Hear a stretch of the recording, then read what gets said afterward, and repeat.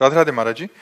महाराज जी, मैं आपके जैसा सुंदर और शांत बनना चाहती हूँ, इसके लिए क्या नाम जप करूँ, कितना करूँ? अब ये तो हम कैसे बतावें भगवान। वैसे हमारे भगवान की सृष्टि में खांचा तो बहुत है, लेकिन एक जैसा खांचा नहीं मिलेगा आपको।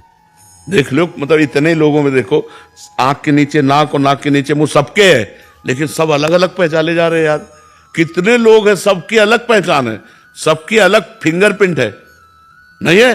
देखो भगवान का चमत्कार, देखो उनका खांचा देखो। तो यार प्रेमानंद जैसा खांचा तो प्रेमानंद खांचा खांचा है, खांचा है। भगवान अपने जो सृष्टि में खांचे बनाए हैं वो अनंत खांचे, पर सब अलग अलग खांचे हैं। हाँ, हमारी बात मानकर जहां हम पहुंच सकते हैं वहीं आप पहुंच सकते हैं। वो राधा राधा नाम जप करो, अच्छे आचरण करो, भगवान को समर्पित भोजन करो, पवित्र भाव से रहो, तो भगवान कृपा करेंगे, अपने नाम धाम लीला प्रभाव को प्रकाशित कर देंगे। वहीं पहुंचेंगे जहां हम पहुंचेंगे। एकमात्र भगवान का आश्रय, अपबल तपबल और बाहुबल चौथो बल है दाम, सूर किशोर कृपाते सब बल हारे को हरि नाम। एकदम पूर्ण समर्पण भगवान को, वो उन्हीं की कृपा से हो। महाराज जी, आपको कभी साधन का ऐसा रहा, अहम रहा? जब हम ब्रह्मचर्य से संन्यास मार्ग में गए तो अब हम कृपा शब्द का परिचय नहीं था, साधना का ही परिचय था। जब वृंदावन की रस पद्धति में आए तब कृपा शब्द का परिचय मिला कि कृपा क्या होती है और साधना क्या होती है। कई जन्म लग जाएं लेकिन शरणागति नहीं हो सकती।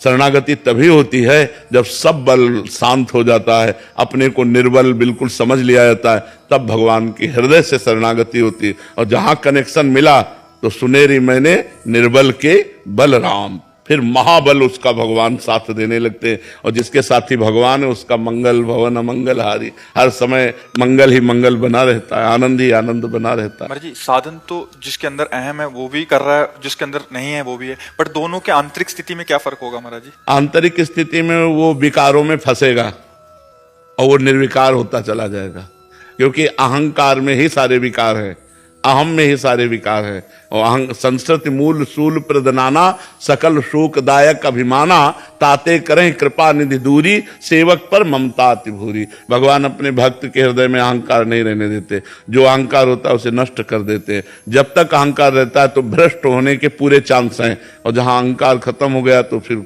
ऐसे गोद में रखते हैं भगवान, करो सदा तिनके रखवारी, जिम्मे बालक राखे महतारी। अहंकार बहुत निंदनीय है और त्याज्य है, क्योंकि अहंकार से ही बड़े पूज्य जनों का अपमान हो जाता है, बड़े बड़े अपराध बन जाते हैं, गुरुजनों के प्रति अपराध बन जाते। देखो, अगर थोड़ा अहंकार आ जाए तो नारद जी जैसे महात्मा में भी दोष उत्पन्न हो जाए। इतने बड़े महात्मा नारद जी को हम आ गया कि काम भी जई, तो भगवान शंकर पर दोष दर्शन कर लिया, हरि के पास जाकर अहंकार भरी बात की, और फिर ब्याह का चक्कर आया और हरि को भी साप दे दिया ले। कितनी बड़ी विचित्र लीला हुई कि इतने बड़े अवतारी महात्मा को भी अहंकार ने नचनी नाच नचा दिया। केवल एक बात आ गई कि काम भी जई हूं। कोई भी अहंकार है तो नचनी नाच माया नचा देगी, और अहंकार रहित जो साधन है वो भगवान के प्रेम को प्राप्त होता है। जो साधन कर रहा है कर तो प्रभु का ही रहा है महाराज जी, बट क्या उसके जीवन में ठाकुर जी ऐसी परिस्थिति लाएंगे घटना घटेगी उसके जीवन में जब उसका अहंकार मतलब आना वही है, आना वही है भगवान। या तो ऐसे समझ जाओ जैसे समझ के नहीं, जैसे गुरुदेव ने हमको अपनी शरण में ले लिया तो हम ऐसी भावना करें कि हमारा जो भजन साधन चल रहा है गुरुदेव की कृपा से चल रहा है, क्योंकि जब गुरुदेव नहीं मिले थे तो कोई भजन साधन नहीं चल रहा था। तो ये भजन साधन तो गुरुदेव की कृपा से चल रहा है, मेरे में क्या बल है। अगर ये बात आ गई कि मैं भजनानंदी, तो मैं फिर गिरना पड़ेगा, फिर कहीं ना कहीं ऐसी जगह गिरेंगे जहां पता चलेगा मैं कुछ नहीं हूं, तब आएगा हे हरि अब आप मुझे बचा लो, तो हरि उसी समय बचा लेंगे।